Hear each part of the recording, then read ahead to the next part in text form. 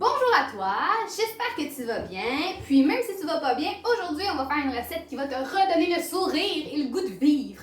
Donc on va commencer avec une recette de biscuits à l'avoine, sans gluten et au caramel. Donc j'espère que tu vas apprécier. Puis prends cette recette-là en note, c'est facile, tout le monde peut la faire. Ici on a moins de biscuits achetés à l'épicerie, ça fait en sorte qu'on fait moins de déchets et qu'on utilise moins d'huile de palme.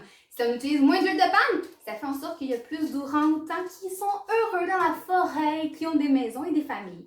Donc, on y va là-dessus et on commence d'abord avec les ingrédients nécessaires pour la recette. Pour la recette, il te faudra une demi-tasse d'huile de noix de coco, de beurre ou bien de margarine. Donc, le chien n'est pas nécessaire pour un résultat excellent de cette recette.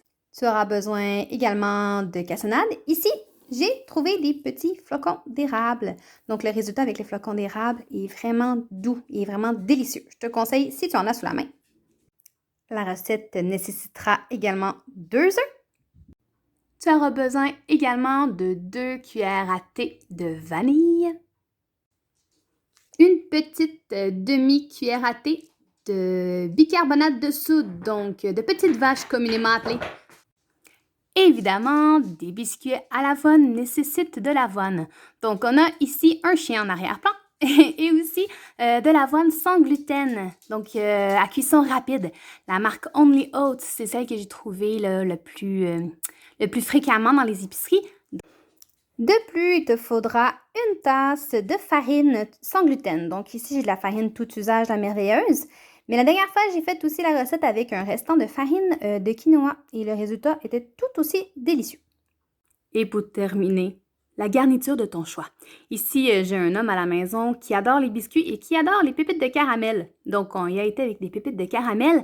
Mais si tu préfères pépites de chocolat, si tu préfères canneberge, si tu préfères raisin sec, tu en ajoutes environ là, une demi de tasse de garniture. C'est délicieux. On préchauffe le four à 350 degrés Fahrenheit. Quand je dis que la recette n'est pas compliquée, je suis vraiment sérieuse. En fait, la suite de la recette, c'est que tu mets tout dans le bol, tu mélanges, et ensuite, tu fais des petites boules avec une cuillère normale ou avec une cuillère à crème glacée, et tu disposes ça sur ta plaque et tu enfournes ça pendant 12 minutes. Comme là, vous voyez, ici, mon mélange, je le trouve un peu sec.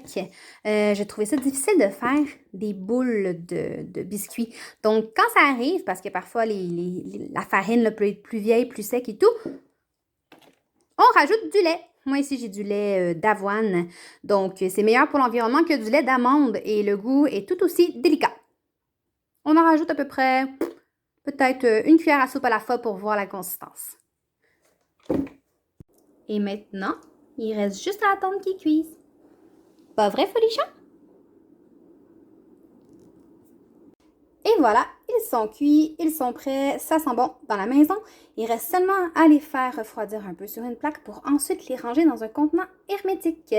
Si vous sentez que vos biscuits ne sont pas assez cuits, vous pouvez les mettre sous le broil communément appelé, pendant un petit 2-3 minutes pour s'assurer que le dessus soit doré. J'espère que vous avez apprécié la vidéo. Donc, pendant que ça refroidit, moi, je vais aller jouer dehors avec la petite bête poilue. Et on se retrouve bientôt pour une autre recette super simple, pratique et